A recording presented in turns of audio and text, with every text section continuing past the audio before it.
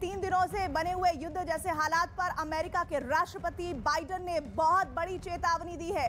उन्होंने दावा कर दिया है कि अगले कुछ दिनों में रूस यूक्रेन पर हमला कर देगा। उन्होंने खुफिया जानकारी का हवाला देते हुए यूक्रेन की राजधानी कीव को रूसी हमले का पहला टारगेट बता दिया है। और खबर है कि अमेरिका की इस चेतावनी के बीच यूक्रेन के रूस समर्थक विद्रोहियों ने भी हमले के लिए सेना को तैयार रहने का आदेश दिया है। इन विद्रोहियों ने यूक्रेन की सेना पर लगातार उनके इलाके में बमबारी करने का आरोप लगाया है। वहीं सैटेलाइट से तस्वीरें आ रही हैं कि यूक्रेन की सीमा के पास रूसी सैनिकों की तैनाती बढ़ने के साथ ही एक बड़ी संख्या रूसी सेना के लड़ाकू विमान भी वहां पर तैनात दिखाई दे रहे हैं। नीरज कुमार हमारे साथ जुड़े हैं। नीरज, क्या डिटेल्स और आ रही है इस बारे में?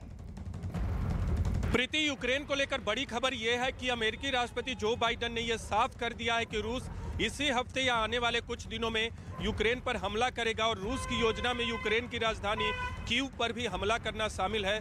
अमेरिकी राष्ट्रपति के अलावा अमेरिकी रक्षा मंत्री ने भी कहा है कि रूस तैयार है यूक्रेन पर हमला करने के लिए। एक और महत्वपूर्ण बात आपको बता दें, जो हाल में घटनाक्रम हुआ है, अमेरिकी राष्ट्रपति ने तय किया कि इस वीकेंड यानी शनिवार और रविवार के दिन वो वॉशिंगटन में ही मौजूद रहेंगे और व्हाइट हाउस से तमाम यूक्रेन के घटनाक्रम पे नजर रहेंगे।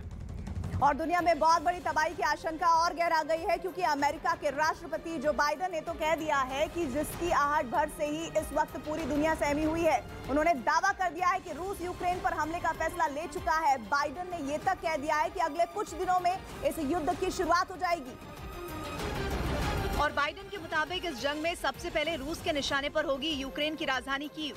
बाइडेन इसके बारे में अपने पास पुख्ता खुफिया जानकारी तक होने का दावा करने से नहीं चूके और आशंका जताई कि इस हमले से कीव में रहने वाले लाखों लोगों की जिंदगी खतरे में पड़ जाएगी। We believe that they will target Ukraine's capital Kyiv, a city of 2.8 million innocent people. यही नहीं, इस बार तो उन्होंने खुफिया जानकारी का हवाला देते हुए यूक्रेन पर रूस के हमले का समय भी बता दिया। We have reason to believe the Russian forces are planning to and intend to attack Ukraine in the coming week, the coming days. जो शख्स अमेरिका के राष्ट्रपति की कुर्सी पर बैठा है, उसके मुंह से निकले इस चेतावनी ने पूरी दुनिया में खलबली मचा दी है।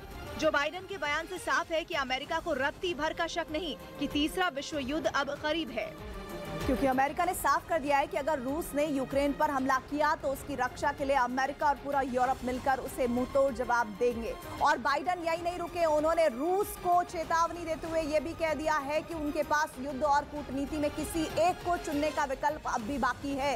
हालांकि उन्होंने इसके लिए यूक्रेन की सीमा के पास से रूसी सेना के पीछे हटने की शर्त रख दी।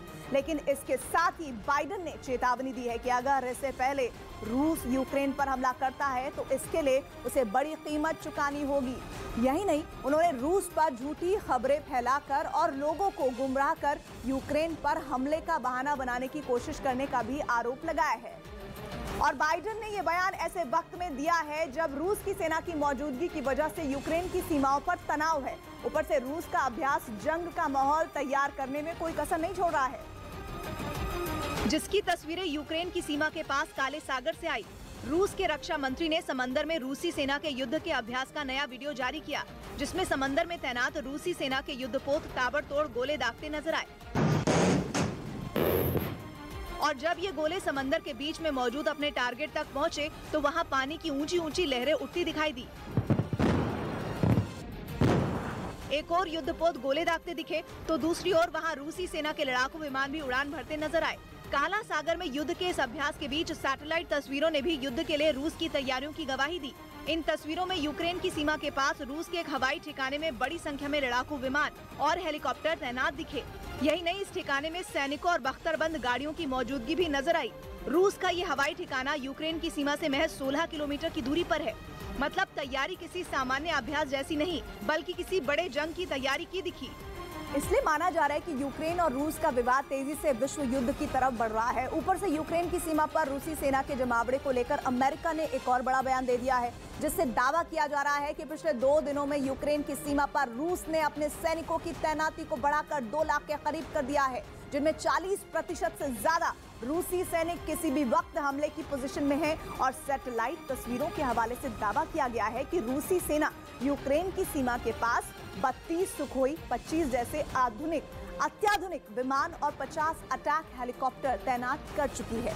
यही नहीं, तस्वीरों के हवाले से वहां पर रूसी सेना के टैंक और S-400 एयर डिफेंस सिस्टम भी तैनात करने का दावा किया गया है, जिसे देखते हुए अमेरिका ने नाटो के सहयोगी देशों के साथ एक अहम और आपात बैठक बुलाई है। हालांकि रूस ने फिलहाल हमले की योजना से इनकार किया है, लेकिन वो इस बात की गारंटी चाहता है कि यूक्रेन कभी नाटो का हिस्सा न बने और यूक्रेन की सीमा के पास पूर्वी यूरोप में तैनात नाटो की सेनाएं लौट जाएं।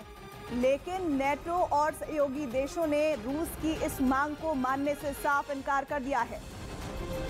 स्वाभाविक की एक बात यह कि युद्ध की आशंकाओं के बीच रूस के राष्ट्रपति पुतिन सैनिकों का हौसला बढ़ाने के लिए यूक्रेन की सीमा पर पहुंच सकते हैं, जिसे युद्ध की आशंका के बीच बड़ी घटना माना जा रहा है। और इस बीच खबर है कि रूस और अमेरिका के बीच 24 फरवरी को इस संकट पर फिर बातचीत होगी।